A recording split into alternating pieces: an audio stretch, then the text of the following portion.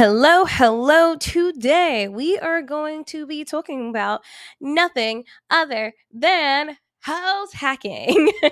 And so, if you have been following me on literally anything, you know that house hacking is my favorite form of real estate investing. Even if you are like a bajillionaire, you should be house hacking. I mean, you don't have to be doing anything at the end of the day, but I will probably continue to house hack for a very, very long period of time.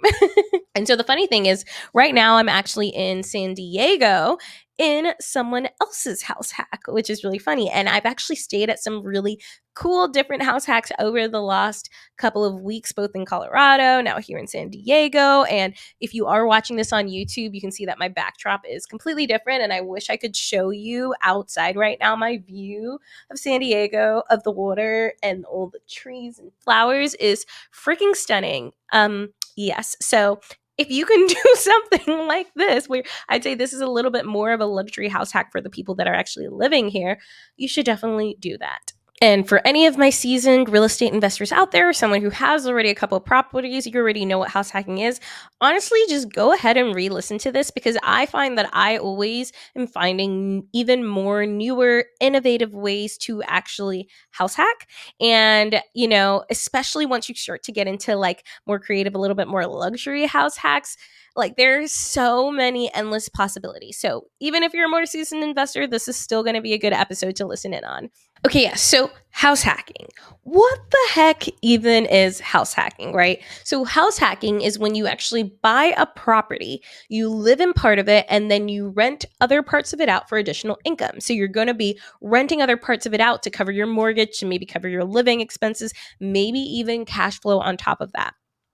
Now, it's not always going to cover your entire mortgage, but even if you can supplement it so that you're not paying like an exorbitant amount out of your pocket, that's the beauty and the benefit of house hacking. And the great thing about it is because you're buying it as a primary residence, right? You're buying it as a property that you're actually going to go and live in. With house hacking, you can use low down payment options, right? So you can use conventional loans, you can go FHA, you can go VA, you can do CRA zones. Even if you do conventional, there's 3% down, 5% down, even 0% down loans. You can go NACA, right, for the 0% down options. There's lots of other options you can use simply because you are buying it as a primary residence. Also, to anyone who is watching this on YouTube, bear with me. I have been having to play around with the lighting here because the sun is just like right there and there are clouds going by and the lighting is all over the place, but it's fine. But yes, the beauty of house hacking is it's just so much easier to get into a property. A lot of the time, you only have to live in it for a year and then you can convert it into a full-time rental. So it's just a great way to pick up properties for very little money. Now, there are so many different strategies that you can use within house hacking.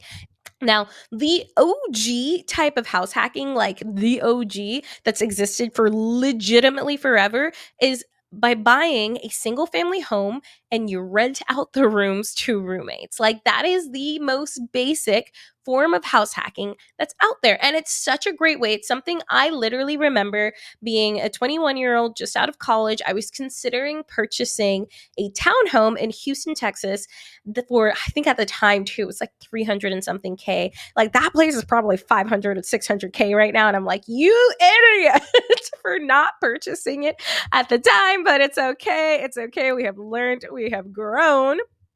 But my plan for that was to live, it was like a 3-bedroom. I would live in one of the rooms and then I'd rent out the 2 other bedrooms to roommates. That is such a perfect way of house hacking, especially nowadays. You're seeing a lot of like townhomes, or you could buy something like a 5-bedroom home or 6-bedroom home for very little money down and rent out all the extra rooms to roommates. So that is literally your most basic form of house hacking. There's really not much to it, but such a great way to get in there. And literally, like if you do that strategy, there is a high chance that you are going to be able to live for free, especially if you buy something that has a bunch of bedrooms, like a really high chance that you're actually going to be able to live there for free. So great way for anyone who's getting started investing in real estate or anyone who's just okay with having roommates. Like one of my friends did that in Colorado. She built a townhome, had roommates, never had to pay her mortgage. phenomenal option. Okay, now the second most common, and this is where a lot of people get tripped up actually, but is to buy something like a duplex, a triplex, or a fourplex. So a small multifamily property. Now, these properties are very common in some areas. Like, for example, in New Orleans, super common. That's where I purchased my first property. It was a duplex, a small multifamily property.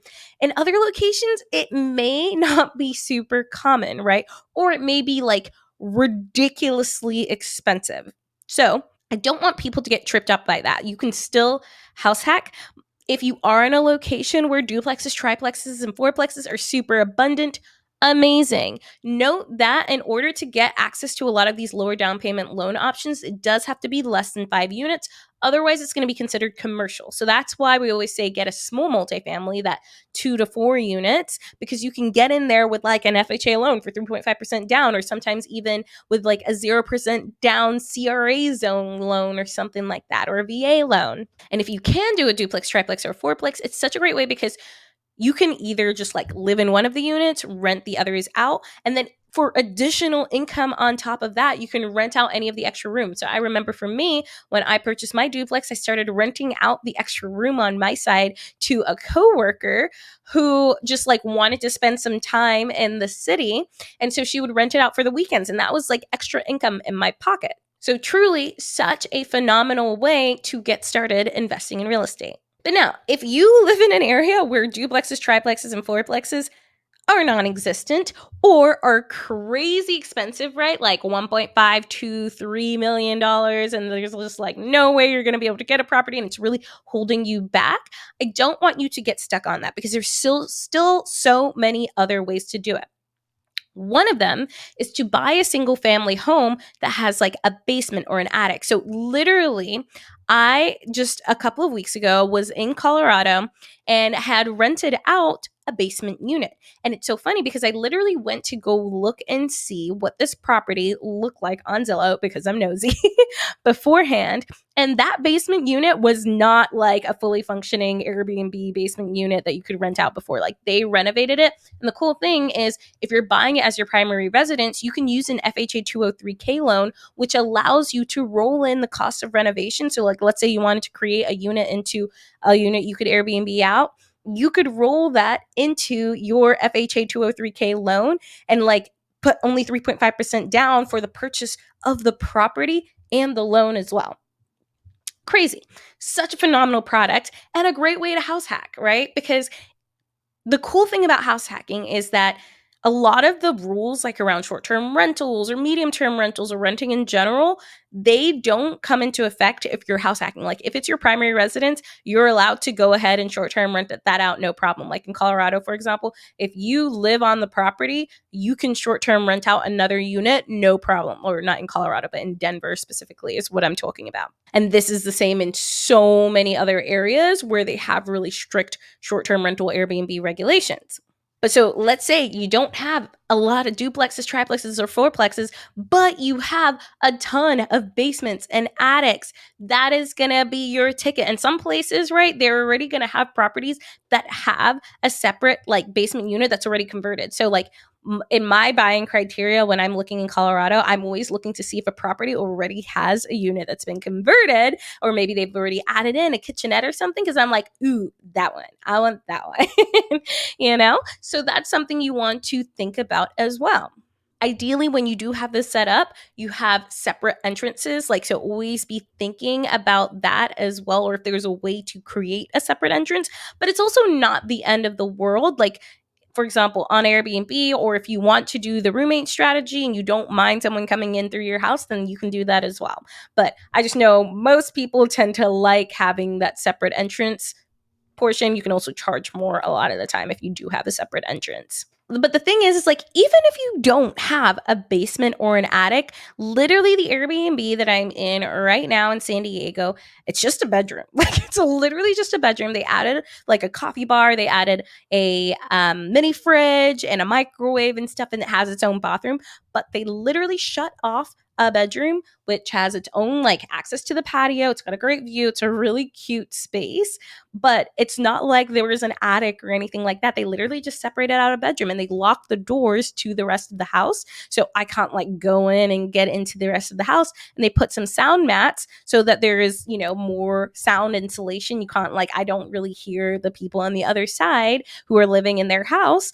But like, this is where you can get so creative. So, like, if you have, for example, a master suite, right? Like a primary bedroom that's a little bit larger, or it doesn't even have to be a little bit larger, but something that it has its own bathroom and you can maybe add a door to the outside. There you go. That's a perfect form of house hacking. Or you could even live in that primary suite. You put your own little kitchenette area in and then rent out the rest of the house because you want to have more income. That's a great way for you to do a house hack as well. Because remember, at the end of the day, we're just trying to rent other parts of it out to minimize our living expenses.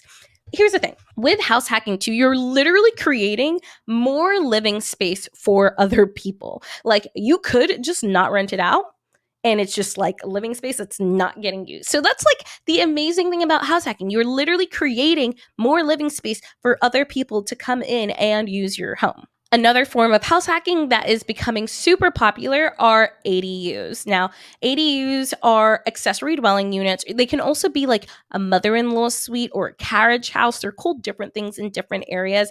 Some have attached ADUs and some have detached. So dadus, like detached ADUs as well. So basically, if it's actually connected to a house or if it's completely separate. These are a phenomenal way because they are literally not in your space. It's like having a duplex or a triplex or a fourplex. You have a whole separate unit. And in some areas, you can actually build, especially if the like construction regulations aren't super stringent. It's a great way to go in and like add an additional unit to your property. In some locations, I will say, it could take a minute. Their rules are just extra stringent and it could be quite costly. But if you can get it rolled into your loan, like the building of an ADU, that is such a good way to do it. So yeah, just a reminder there, ADU stands for accessory dwelling unit. So you can, like for example, if you're looking on Zillow, you can use keywords like ADU or carriage house or mother-in-law suite. That's going to be a great way to house hack. And like if I were just getting started, I'd live in the ADU myself and then rent out the full house if I could, right? Because especially if you don't need that much space, why not? You're trying to rake in more income.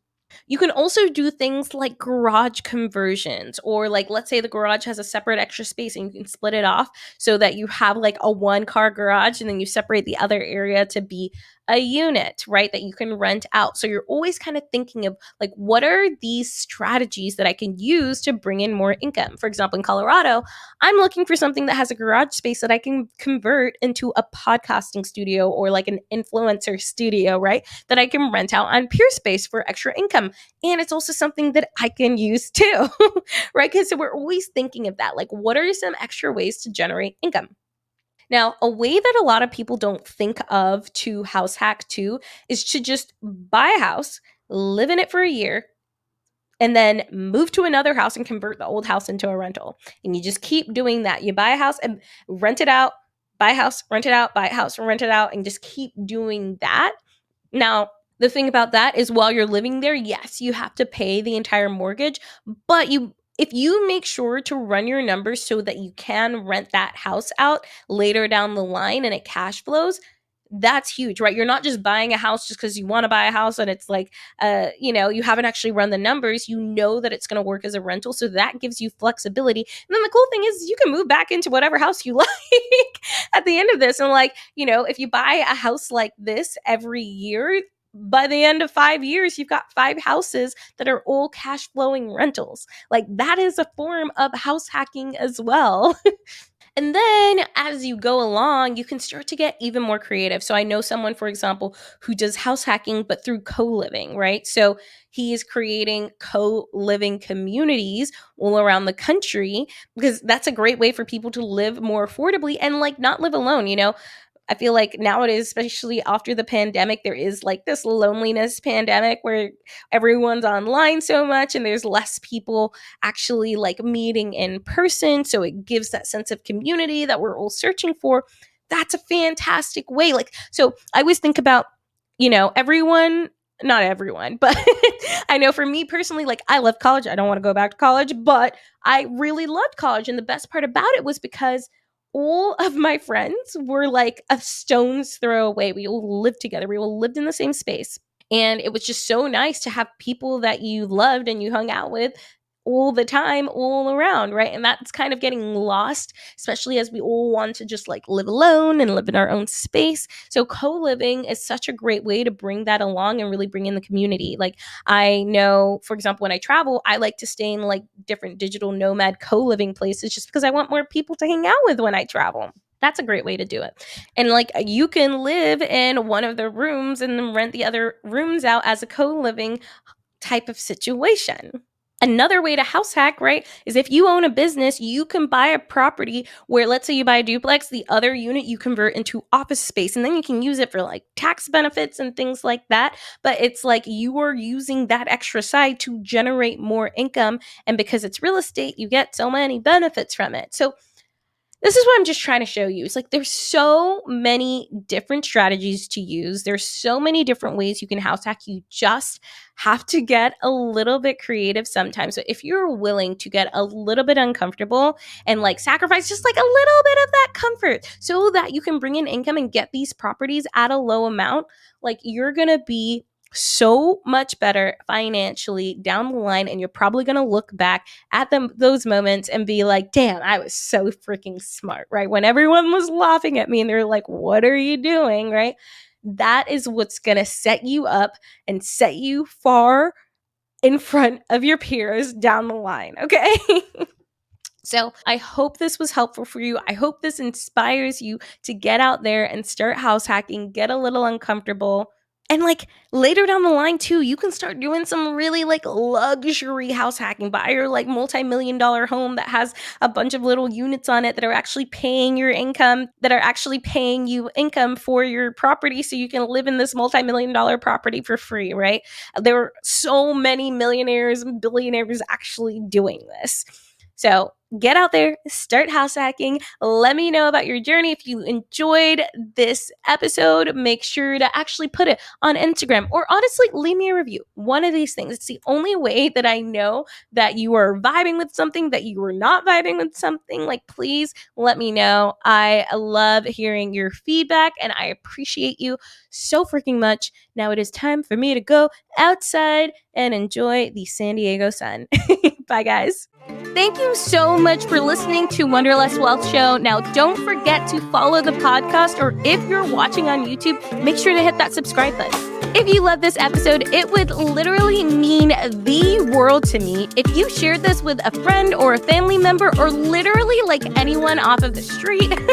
Like right now, go ahead, share it so you don't forget, or post it on social media and make sure to tag me. I love seeing what you're listening in on and what you resonated with, and I'm just so freaking thankful for you. I'm so freaking excited for you. I love you, and don't forget, life really doesn't have to be hard.